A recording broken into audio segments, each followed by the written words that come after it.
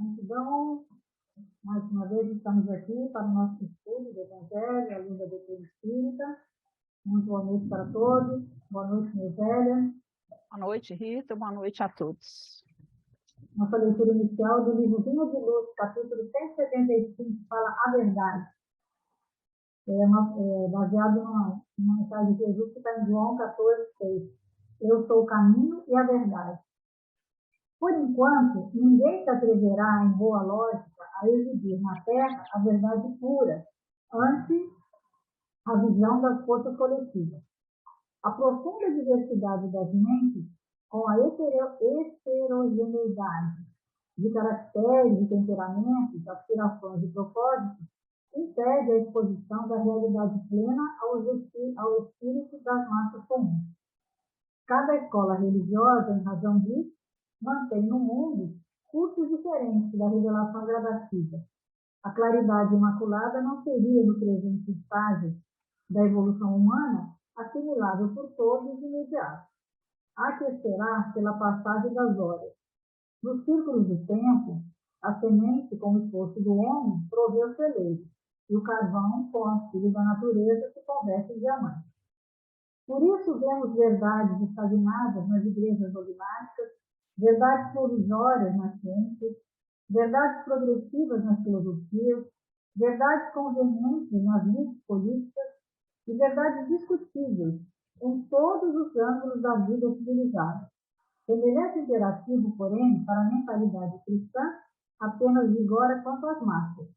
Diante de cada discípulo no reino individual, Jesus é a verdade, sublime e reveladora. Todo aquele que lhe descobre a luz bendita absorve os raios celestes e transformadores e começa a observar a experiência sob outros prismas. Elege mais altos padrões de luta, descortina metas santificantes, identifica-se com horizontes mais largos. O reino do próprio coração passa a gravitar ao redor de novo centro vital, glorioso e eterno.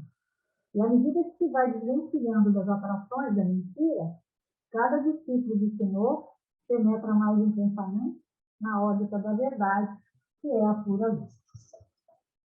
Então, nesse momento, nós vamos agradecer mais essa oportunidade de estarmos aqui para o estudo do Evangelho de Mateus, à luz da doutrina espírita.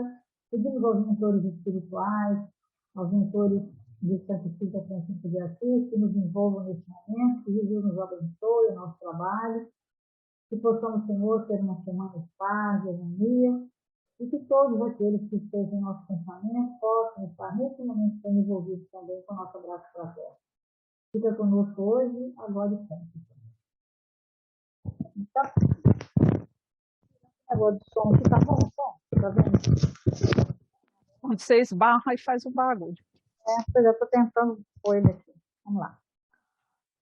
Então, na semana passada, nós encerramos aquela passagem desse capítulo 13 que falava do tesouro no campo, da pérola perdida que era encontrada por um homem negociante. E nesse é o conjunto, né, de narrativa de Mateus que dividia a parábola em duas partes. E é sempre uma parábola que atende àquela questão do livro de Mateus, que é a definição sempre do reino de Deus ou o reino dos céus. E hoje nós vamos continuar abrindo uma nova passagem, mas na mesma linha, porque mais uma vez Jesus vai trabalhar com esse conceito do reino dos céus, trazendo sempre mais componentes que vão trazer mais fatores de entendimento para esse conceito. Então, a gente já vem, né, todas essas parábolas, a gente vai construindo, né, devagar. É interessante a construção, né? Aí, outro dia, conversando com uma pessoa, comecei a contar para ela, e assim, eu fiquei assim, encantada de ver, porque, assim, o entendimento que eu consegui passar para ela, ela falou assim, nossa, você me falou uma coisa que eu nunca tinha pensado nisso, né? Aí a pessoa fez uma pergunta, e quando ela fez a pergunta, eu expliquei dessa forma, né?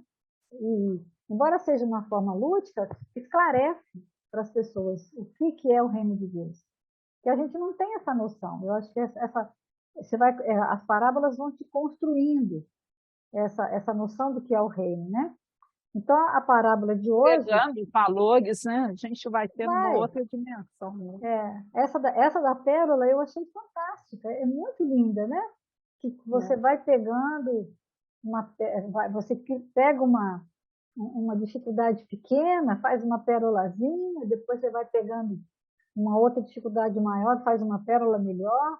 Eu acho até que, né, no começo você não faz pérola, você faz alguma coisa, você embrulha, né? Faz um pacotinho para presente.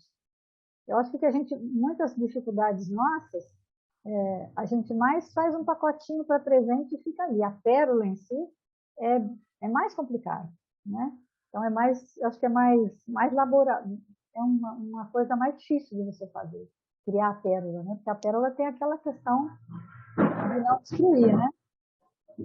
Então, o nosso versículo de hoje é Mateus 13:47, e Jesus vai fazer menção à atividade de pesca dos discípulos, que é isso que Jesus sempre faz. O livro Jesus no Lar fala muito disso também. Ele sempre usa alguma coisa. Ele parte, né, do conhecido para o desconhecido. Então, ele vai dizer assim, olha, a maioria dos discípulos ali eram pescadores, trabalhavam na pesca, então aquilo que era relativo à pesca, eles tinham um conceito maior, eles sabiam o que acontecia, como é que era, né? Eles pescavam com rede. Então, hoje, ele vai dizer o seguinte, Jesus, novamente, achei interessante esse novamente, né? Quer dizer, de novo, né? Estou explicando de novo para vocês o que é o reino de Deus. O reino dos céus é semelhante a uma rede lançada ao mar que recolheu todo gênero de peixe, né? Então, é uma linguagem figurada que Jesus, né, compõe a partir do cotidiano dos discípulos, porque eles praticavam, né? Acho que ele cita, né, que o Zebedeu, que era pai de João e de Tiago, tinha uma pequena empresa de pesca, os irmãos André e Simão também pescavam com rede, ali no Mar da Galileia, né? E quando eles pescavam, realmente, quando você pesca, vem na rede, vem pequeno, vem grande, vem peixe melhor, peixe pior. Tem até no Jesus no Lar, que Pedro fala para ele, os pequenos eu, eu deixo, fico com os maiores, devolvo para o mar. Tem muitas coisas dentro da pescaria, né, que dá esse tipo de conhecimento, né, que Jesus usa. Então, ele vai falar que lógico que Jesus não está falando de peixe e nem de mar, ele está falando do reino dos céus. Então, ele diz o seguinte, que esse reino dos céus vai ter um padrão, primeiro vai criar um padrão de vida íntima, né? Pequeno, e um projeto para depois uma vida comunitária, porque esse padrão de vida íntima só depende da vontade de você. Então, você cria primeiro um padrão para você. Quando mais tarde, e aí por que é um projeto? Porque não é todo mundo que ainda tem. Tem aqueles que já conseguiram fazer alguma coisa, né? E outros que não. Então, por isso que é um projeto. Quando todo mundo tiver conseguido o reino de Deus, aí vai ser um padrão coletivo. Mas, por enquanto, é um padrão individual de cada um e um projeto para uma comunidade coletiva, né? Então, a gente sabe, né, que o reino de Deus vai chegar para todo mundo, mas só vai ser esse padrão coletivo quando estiver para todo mundo, que também, e nessa perspectiva, então, o peixe da parábola somos nós, né, são as pessoas. E quando ele fala em vários gêneros de peixe, está se referindo a vários tipos de pessoas. Vários tipos de personalidade, de individualidade, de subjetividade. Aí, como é que ele fala? Se você raciocinar, né? Você, por exemplo, um homem, cada pessoa tem um tipo de experiência, né? Então, por exemplo, se você encarna mulher, se você é rico ou pobre, homem ou mulher, brasileiro ou alemão, espírita ou protestante, com deficiência física, aí você vê a quantidade de possibilidades que existe numa encarnação. E cada uma dessas coisas vai te dar uma experiência. Você vai vivenciar alguma coisa e essa coisa vai te fazer criar alguma... vai ser vai, e ele vai falar, vai fazendo essas combinações todas. Aí já imaginou, eu fiquei pensando, né? Como, né? Quantas vidas você já viveu, quantas encarnações. Aquele texto que eu trouxe a semana passada estava mais para essa, né? Que falava que ele volta, ele vai, várias encarnações, faz isso, várias encarnações, faz aquilo, até que ele chega. Então é isso que a gente faz, né? Aquele ciclo evolutivo que a gente vive e cada vez vem de um jeito. Então, aí até o pessoal fala, né, que o Chico tinha sido mulher em muitas encarnações. Então eles tinham essa dificuldade de viver num corpo masculino. Mas era uma vivência que ele precisava ter. Né? Se ele viesse como mulher, talvez ele não conseguisse cumprir a missão dele, né? Porque a alma dele era feminina.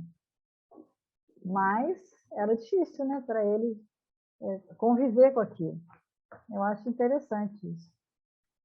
E o bonito disso tudo, né, é saber que não existe, você é único.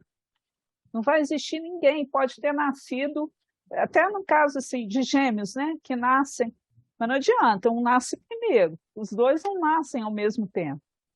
E quem nasce primeiro? Qual que seria a condição que esse nasce primeiro, né? A circunstância dele? E o que fica mais tempo dentro do útero, né? Com a mãe em trabalho de parto. Então, isso é grandioso demais, porque no meio de todos esses espíritos da Terra, né?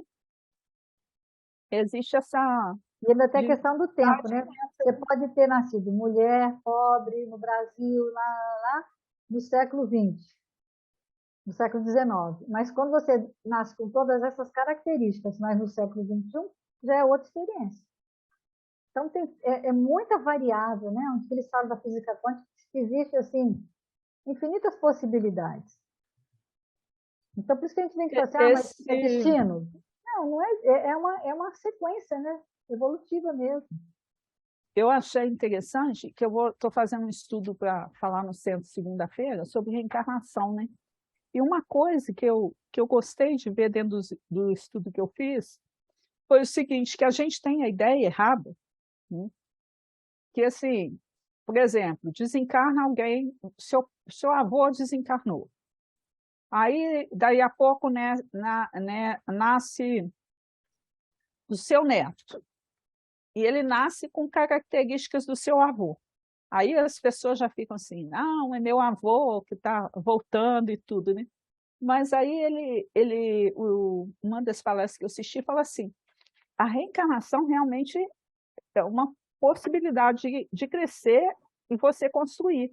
Então, é muito pouco provável, a não ser que existam alguns compromissos ali que você precisa saldar, mas que você vai nascer junto ali no mesmo grupo familiar. Porque aí você vai nascer mais ou menos nas mesmas circunstâncias, nos mesmos contexto, né?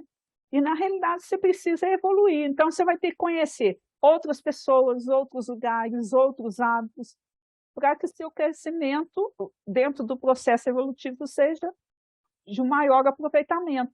Porque se você se reencarnasse só no mesmo grupinho, o que ia acontecer? Você ia gostar só daquelas pessoas, ia acomodando com aquele tipo de conhecimento.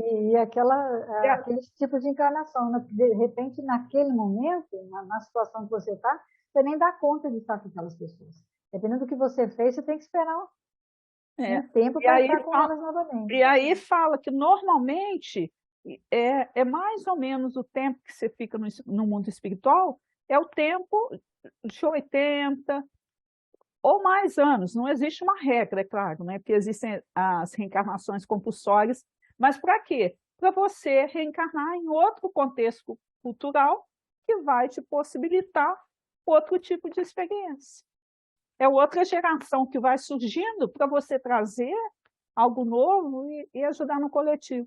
Eu achei legal porque, com esse tempo todo de doutrina, eu não visualizava as coisas muito assim, não, sabe? Achei que a gente ficava mais próximo. Então, por exemplo, hoje eu estou vivendo uma experiência no Brasil, Mas não quer dizer que eu vou viver posso viver outras experiências, mas vou ter outras experiências em outra cultura, porque aí realmente meu espírito, né, cada contexto, cada circunstância, ele vai abrindo o leque das possibilidades para você aproveitar essa Vai fazer reencarnação. você vivenciar uma experiência ou outra, dependendo de onde, Diferente. né? Aí ele fala que o cientista não conseguiu, que é único, né? Os cientistas já conseguiram fazer o clone do corpo, mas não da personalidade. E aí o Emmanuel vai comentar, né? Que a população dos espíritos matriculados na Terra é coisa de 7, não sei, hoje, né? Não, Encarnados 7 milhões e meio. Mas os que estão matriculados na Terra são 28 bilhões de espíritos. E sendo cada um único. E todos estão nessa rede, né? Quer dizer, essa rede de peixes do reino dos céus, né? É uma rede de 28 bilhões de espíritos. Cada um com as suas características próprias, com as suas vivências, com aquilo que sem aprendeu. possibilidade de reencarnações iguais.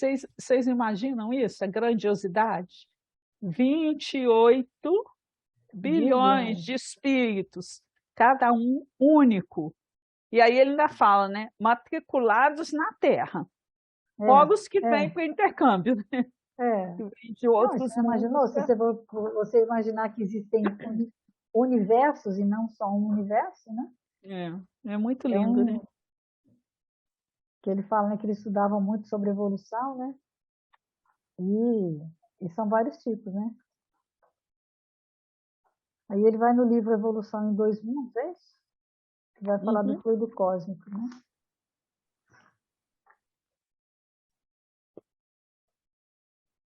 Mas na primeira ele vai falar ele falou já Não, agora é não, isso. a Só Evolução em Dois Mundos, está certo. evolução em dois O Atos mundos, do Força fluido depois. cósmico.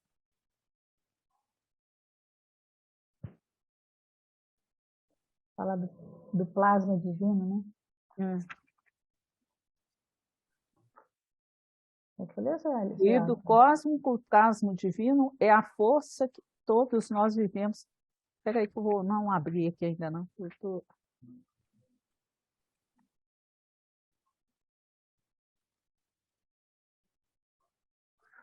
Hoje mesmo essa do fluido cósmico eu expliquei para uma pessoa. Ela não estava entendendo direito, eu expliquei para ela. Porque é difícil a gente explicar, né, a questão. Eu estou estudando o livro, a Gênese também, como é que é difícil explicar essa questão de Deus, né? Porque as pessoas ainda têm essa ideia de que Deus é uma pessoa, né? Ou algo parecido conosco. Então, se explicar que Deus é tudo, né? Que o fluido cósmico é a respiração de Deus, ou é a emanação de Deus, é difícil da pessoa conseguir entender, porque para a gente é difícil entender, a gente acredita, mas explicar é mais complicado, né? Quer ler? Pode ler. Fluido cósmico, né? Plasma divino. O fluido cósmico é o plasma divino, hausto do Criador ou força nervosa de todo sábio, nos ângulos variados da natureza, pelo qual motivo já se firmou com toda razão que em Deus nos movemos e em Deus existimos. É lindo isso, né? Nossa, mãe. Aí tem as questões, né, da cocriação em plano maior, que ele fala também, né, mas o Aloysio não chegou Não, eu a só peguei esse colocar pedaço isso aqui não, né? também. Ele só fala, porque aí ele fala cocriação em plano maior, né, que são umas substâncias. E aí, mas o que ele chamou a atenção é basicamente isso, né?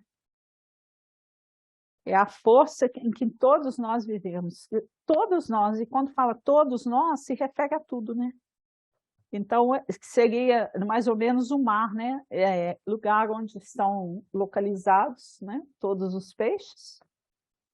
E o fluido cósmico universal para nós é isso, simbolizando esse mar, onde todos nós estamos.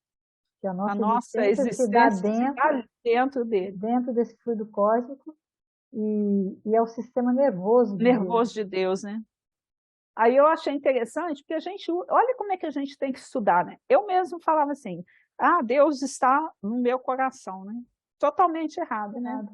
Somos nós que estamos no Estamos no coração coração de dele. Deus, porque Ele é maior, né? Ele é Como é que Deus maior cabe no seu coração? Você que está no coração dele. no Você que coração está dele. mergulhado, né? Aqui, lá naquele, como é que chama? Museu do Amanhã, é lindo lá, você se sente assim, dentro do... Eles entram e eles passam, né? Você fica no chão deitado e mostra, né? Os planetas, tudo. Dá para você ter uma ideia desse mar, que é o mar, né? O fluido, tudo que é gerado por Deus, né? O alto divino, que faz a vida nossa acontecer. Né? Então ele fala que nós somos peixes nadando dentro de um mar, que é o fluido cósmico universal, que é essa manifestação material de Deus, e tudo que existe dentro são expressões desse fluido cósmico vital. E tudo que existe de etéreo também é. E nós estamos dentro disso. Quer dizer, tudo que é matéria ou não matéria, que é Deus, né? Então a gente nunca consegue se afastar disso.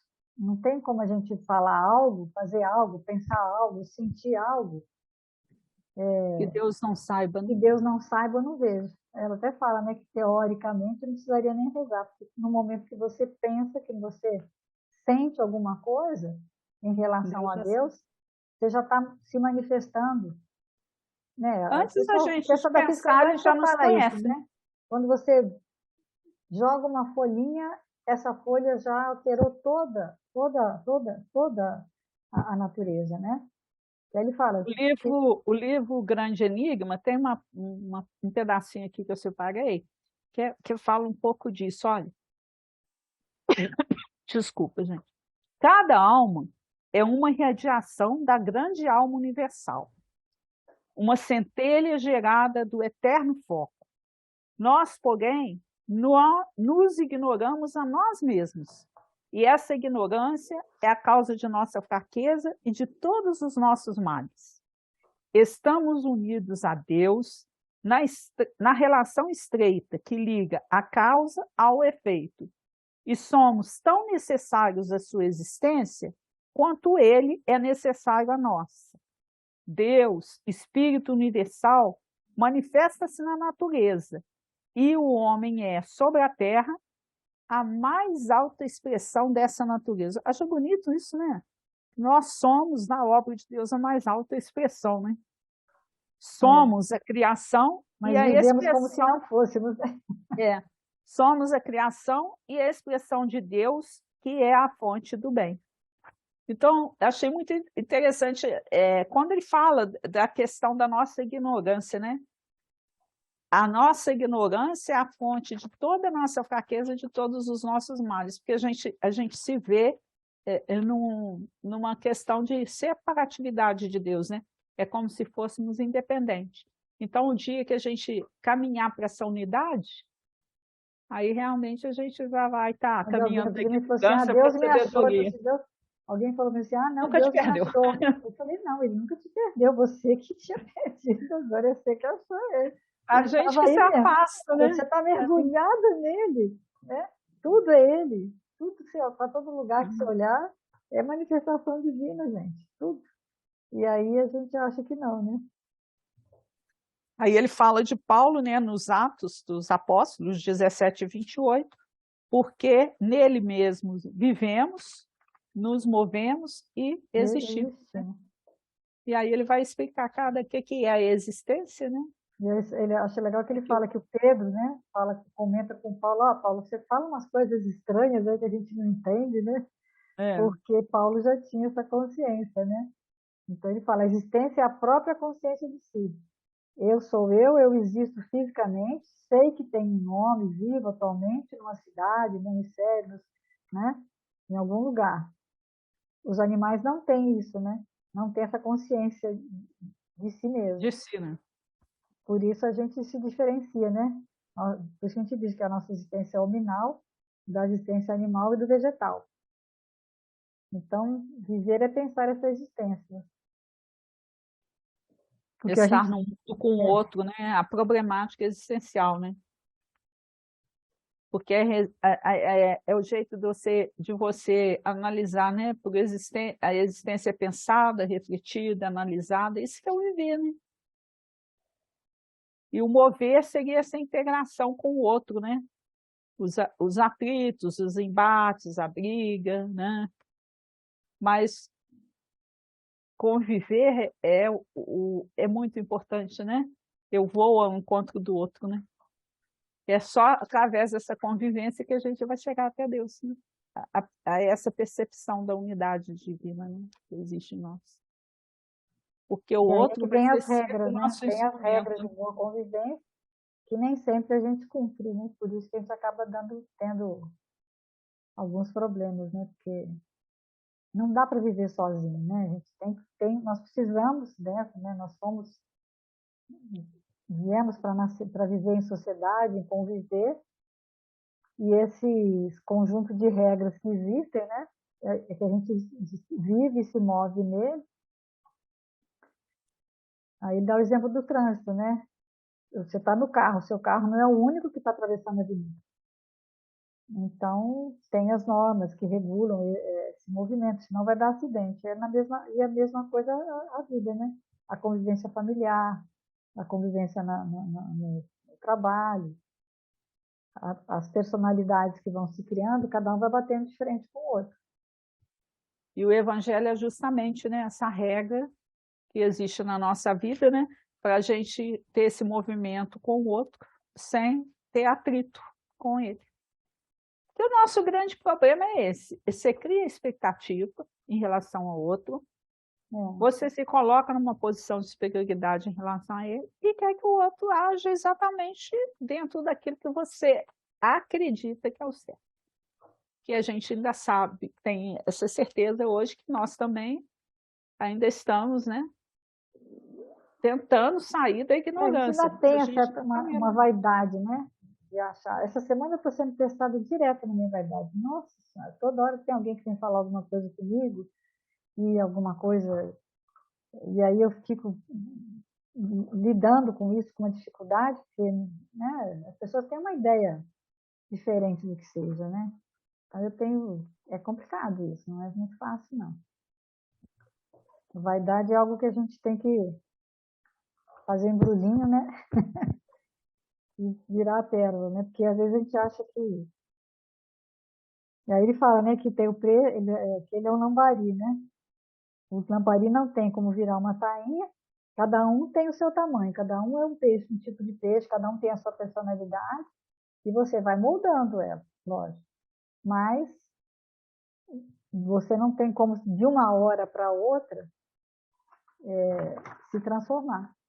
Por isso que é uma questão que a gente tem que estar atento com isso, né?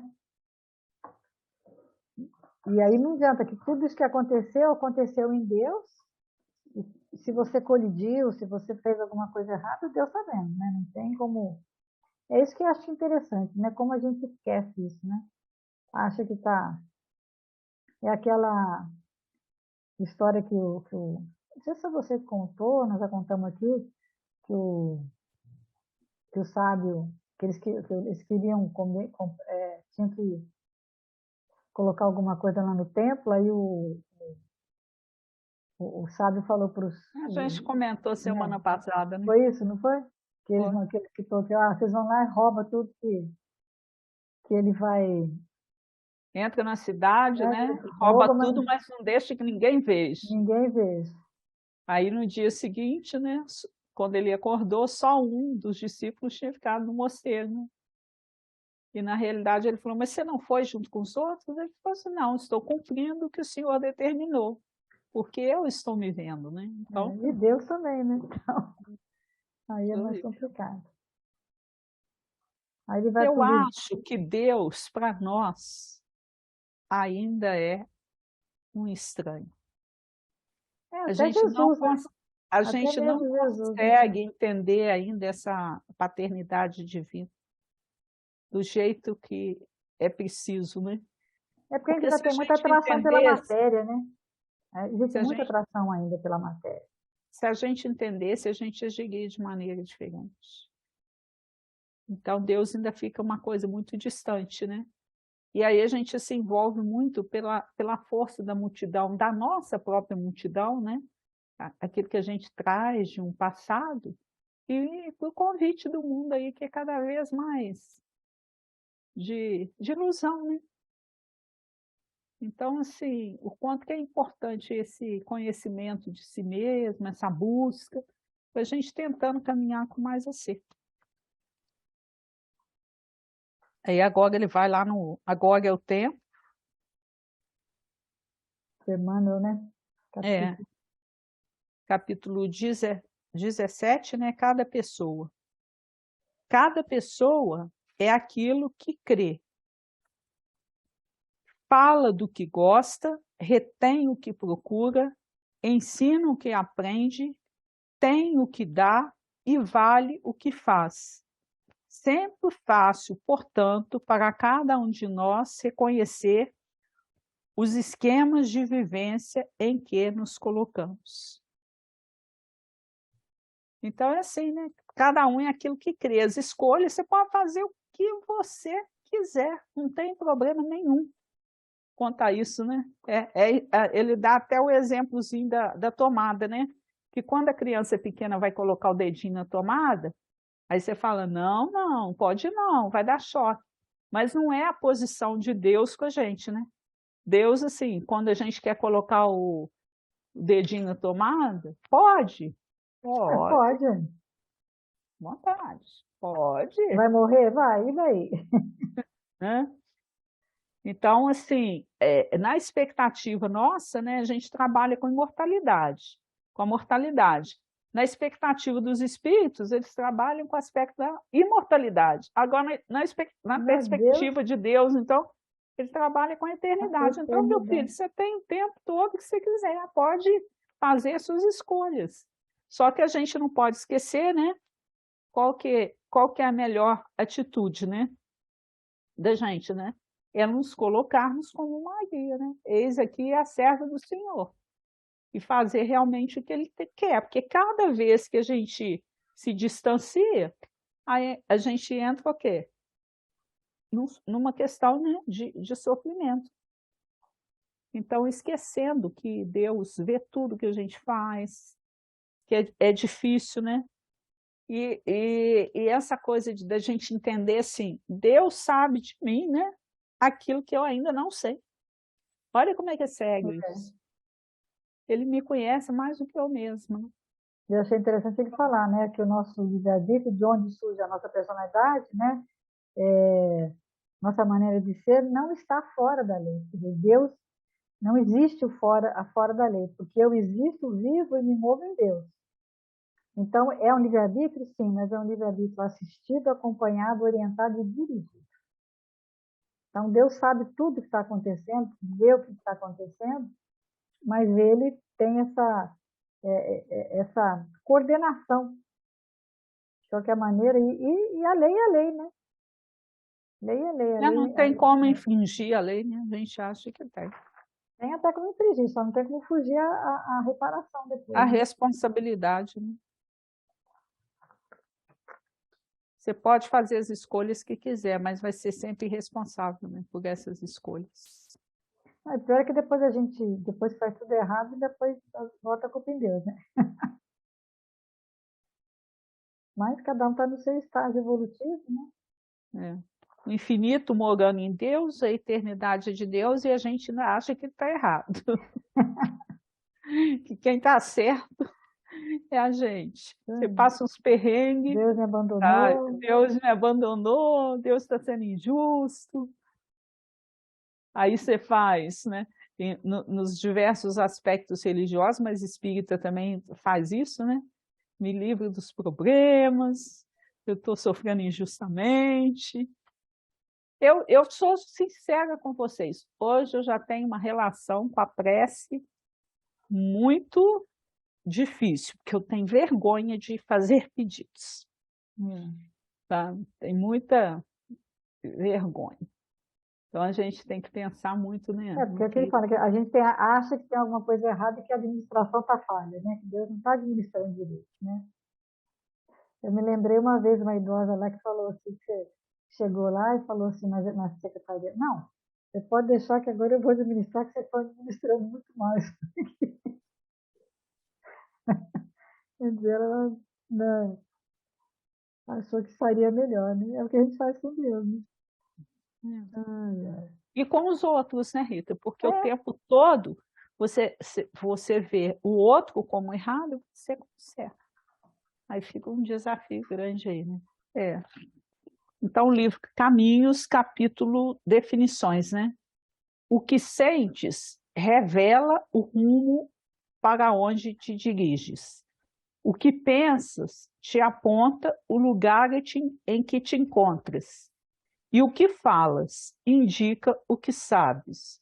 O que fazes mostra quem és.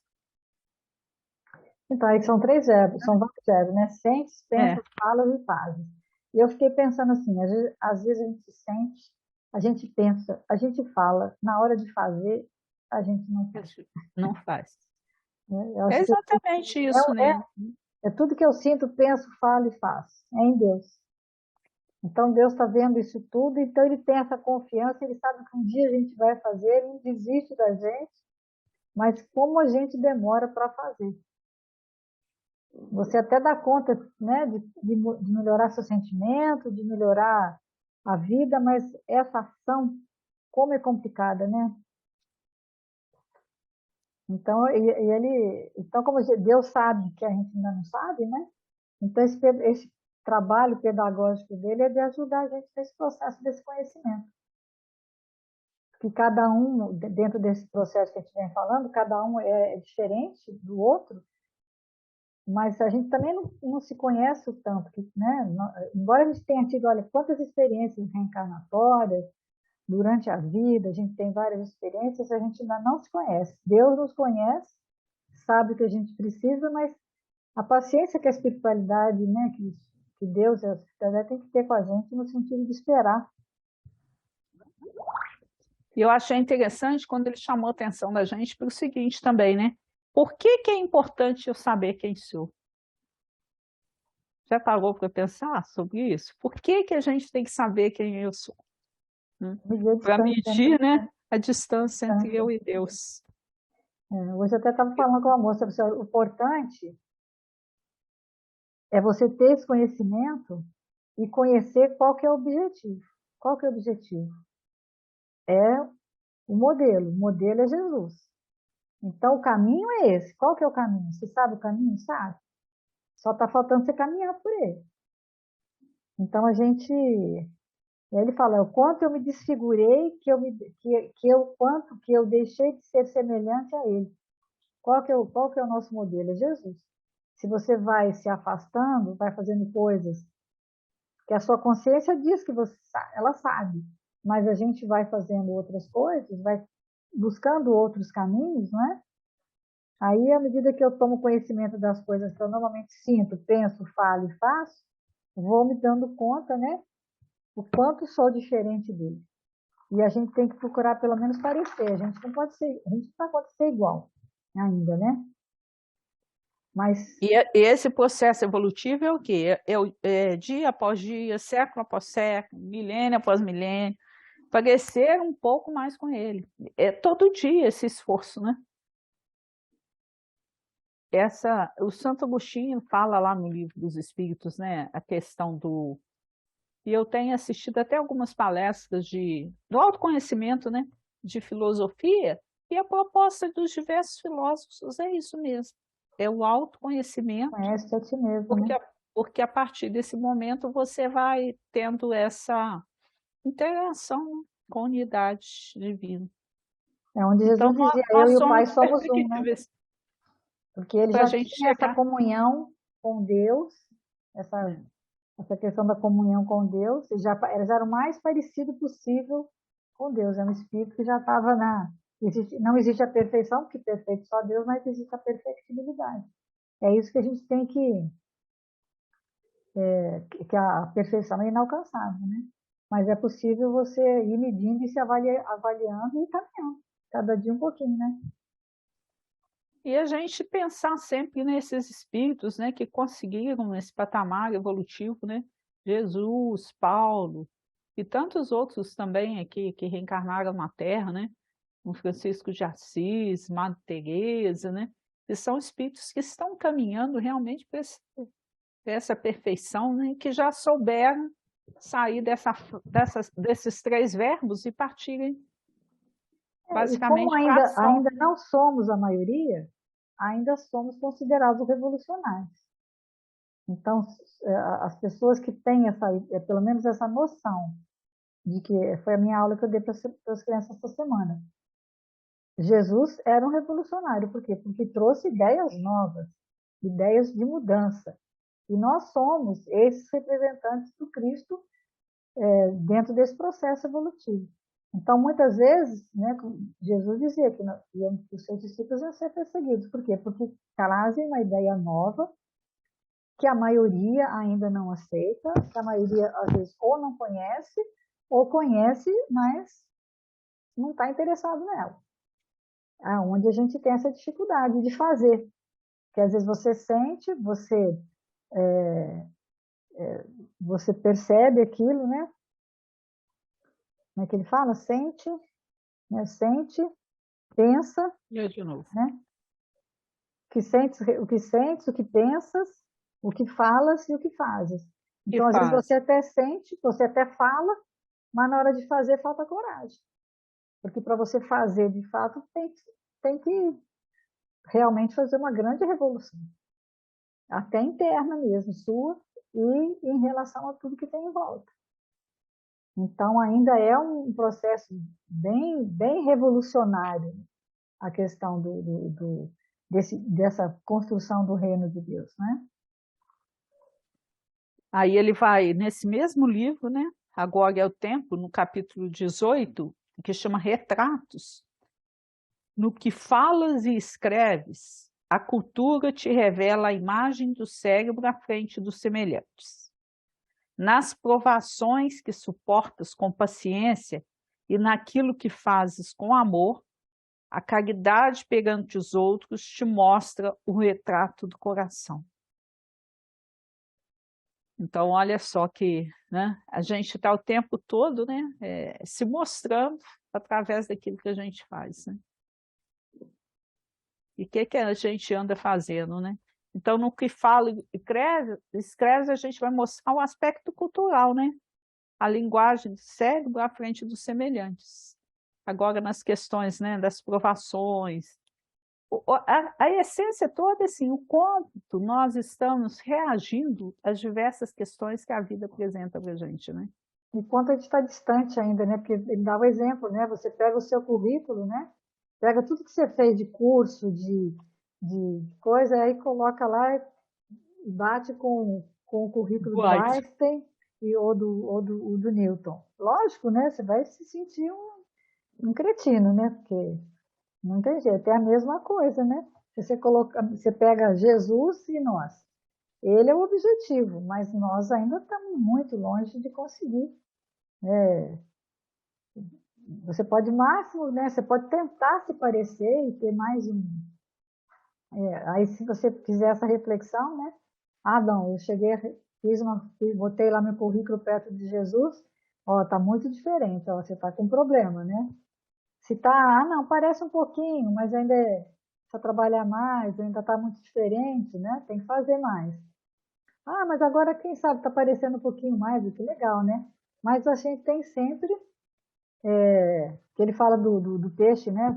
Jesus é o marlin azul, que é o príncipe dos peixes, né? E nós somos o lambari, né? Quer dizer, se a gente fosse comparar, realmente é diferente, né?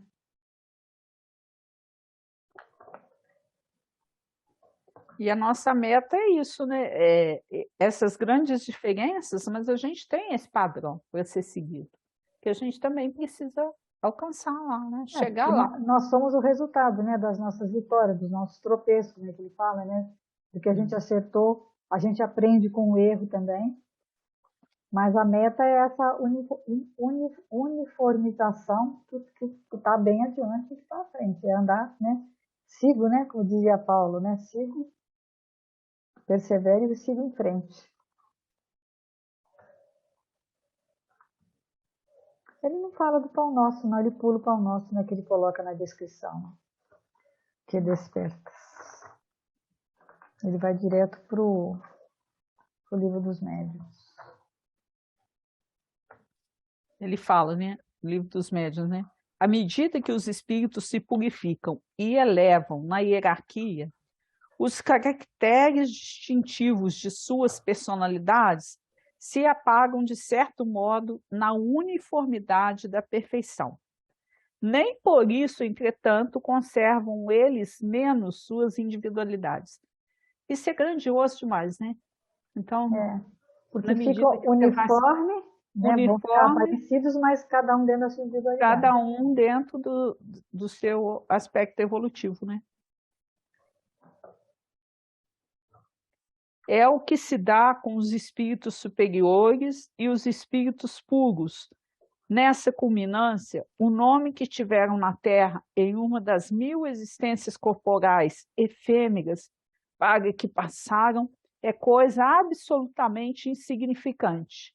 Notemos mais que os espíritos são atraídos uns para os outros pela semelhança de suas atitudes, qualidades e formam, assim, grupos ou famílias por simpatia.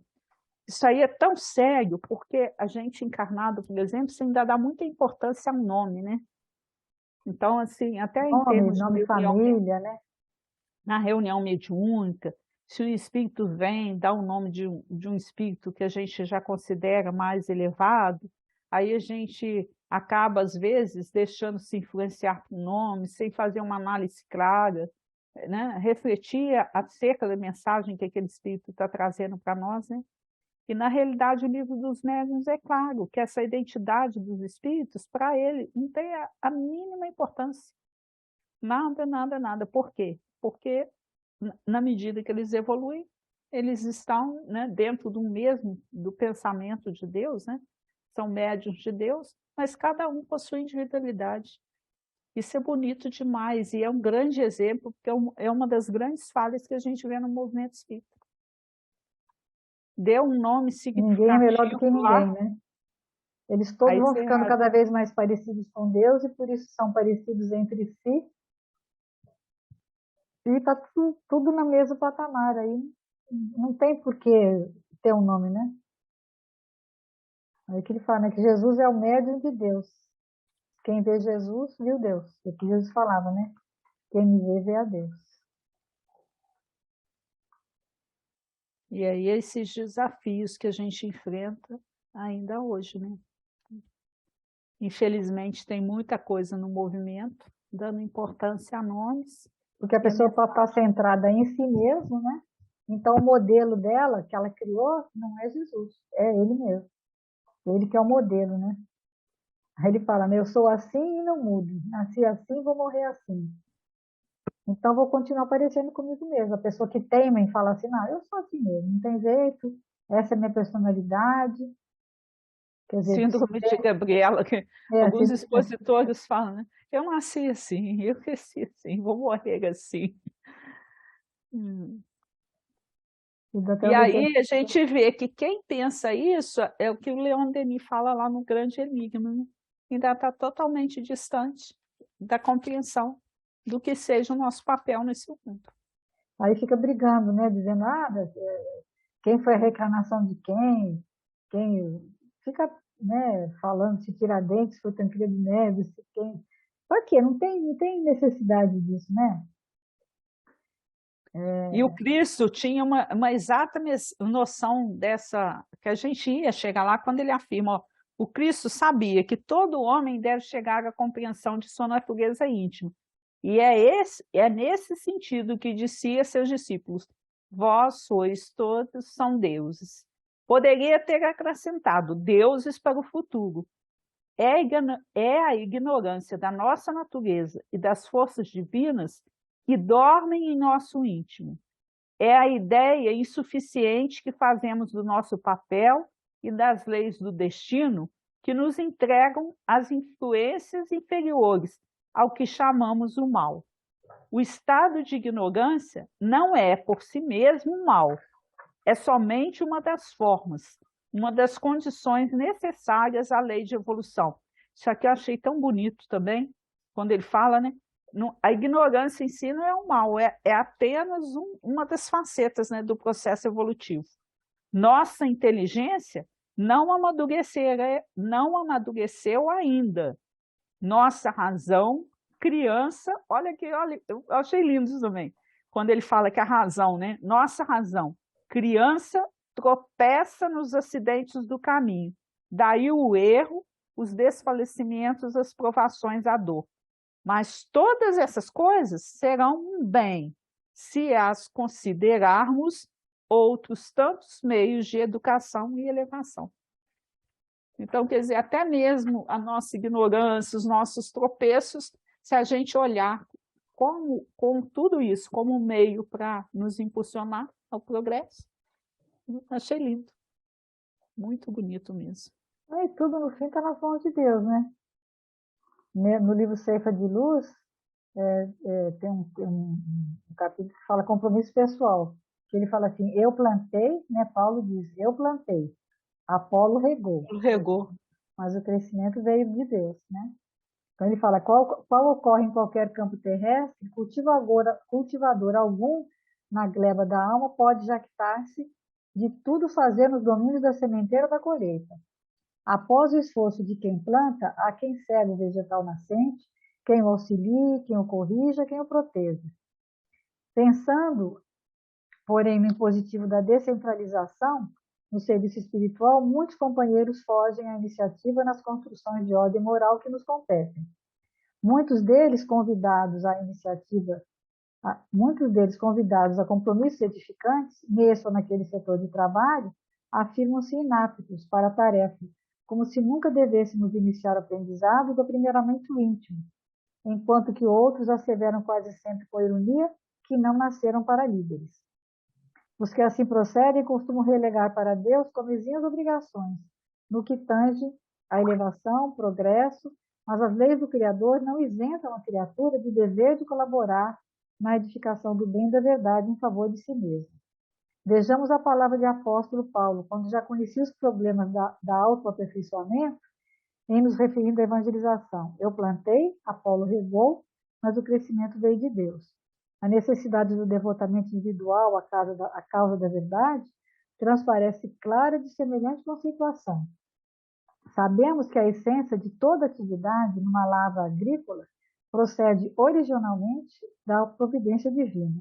De Deus vem a semente, o solo, o clima, a seiva, a orientação para o desenvolvimento da árvore, como também dimanam de Deus a inteligência, a saúde, a coragem e o discernimento do cultivador. Mas somos obrigados a reconhecer que alguém deve plantar. Então é isso, né? Aquela coisa do sentimento que me pegou muito foi isso. A gente até sente, a gente percebe, a gente entende tudo, fala então que a gente fala que é uma maravilha, né? Mas na hora de fazer, de plantar mesmo, a gente deixa para Deus, né? Terceiriza para Ele, né? Volta, né? Fala, não, Deus me protege, Deus vai ajudar. Aí a gente volta para trás. Tá na nossa hora já? 19, 17. Tem mais um trechinho aqui, que é do livro da Esperança. Eu achei interessante quando fala a questão da ação, né? Aí eu achei esse trechinho, é grande a leitura, mas eu vou ler só o finalzinho dela, olha, que fala assim, que Deus nos auxilia sempre, nos permite possuir para que aprendamos também a auxiliar. Serve onde estiveres e como puderes, nos moldes da consciência tranquila. Caridade não é tão somente a divina virtude, é também o sistema contábil do universo, que nos permite a felicidade de auxiliar para sermos auxiliados. Caridade, sistema contábil do universo, achei, né? Eu acho que o benfeitor, Emmanuel, ele tem uma capacidade, assim, né, com as palavras, é muito bonito. Um dia, nas alfândegas da morte, toda bagagem daquilo de que não necessites ser-te-á confiscada. Entretanto, as leis divinas determinarão recolhas com avultuados juros de alegria tudo o que destes do que és, aí do que fazes, do que sabes e do que tens, em socorro aos outros, transfigurando-te as concessões em valores eternos de alma que te assegurarão amplos recursos aquisitivos no plano espiritual. Não digas assim que a propriedade não existe, ou que não vale dispor disso ou daquilo. Em verdade, devemos a Deus tudo o que temos, mas possuímos só o que damos. Bonito? Eu vou deixar só como indicação, que eu vou colocar na descrição também, mas o livro Pensamento e Vida, capítulo 18, fala da sociedade, né?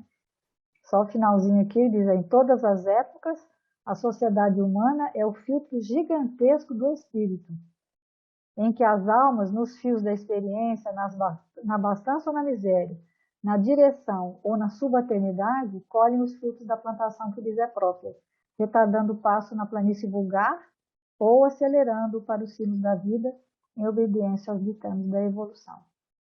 Esse capítulo da sociedade é interessante, porque é isso que a gente vive, né? Essa rede que a gente está, essa rede nada mais é do que uma sociedade cheia de figuras diferentes, de personalidades, a nossa, e a gente não é nós não somos só nós, né? Nós somos nós e mais as personalidades de 10 reencarnações passadas, ou pelo menos 10. Então é um turbilhão mesmo, né? Se você imaginar assim, essa rede lotada de peixes que você tem que interagir com eles, tem que continuar agindo, mas todo mundo com uma meta só, né? Que é o Cristo. Então tá. Vamos lá, chegamos na nossa hora, né? Encerrando.